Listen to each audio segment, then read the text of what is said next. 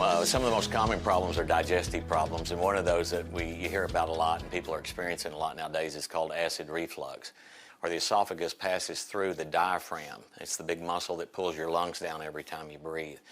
And a lot of times the stomach will kind of work its way up through the diaphragm, and so it's actually open into the esophagus, and you get that acid and that burning in the esophagus and kind of comes up into the throat.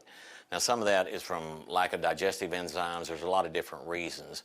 But once that stomach gets kind of caught up in there, they call that a hiatal hernia. And hernia just means it's moved in the wrong spot, kind of moved through an area that it's not supposed to be.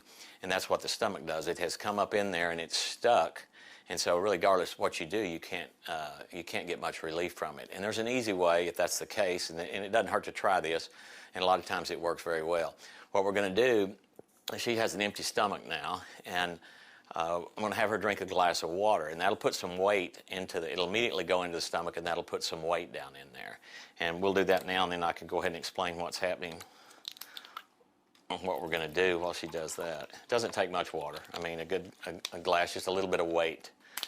That's what we're doing. So what we want to do is we want to stretch the diaphragm out. So we're going to bring our arms up this high like that, and that stretches that diaphragm up. And where the esophagus is going through to the stomach, we've opened that hole up just a little bit by her stretching her arms out that way. And now I'm going to have her stand up on her tiptoes and then drop hard on her heels. There you go. Again, and one more time. And just that right there has pulled that stomach down, and it'll jerk that stomach back down through the hole in the diaphragm.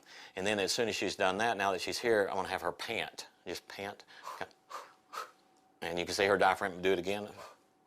Okay, that's good. That's all right. And then if we move that stomach back through the diaphragm, and she's holding her arms out, the panting will tighten up that diaphragm, because that's part of your, it's moving the air in and out of the lungs, and as it tightens it back up, then it kind of closes that hole back up. But it's a real simple procedure, and it gives a lot of relief to a lot of people.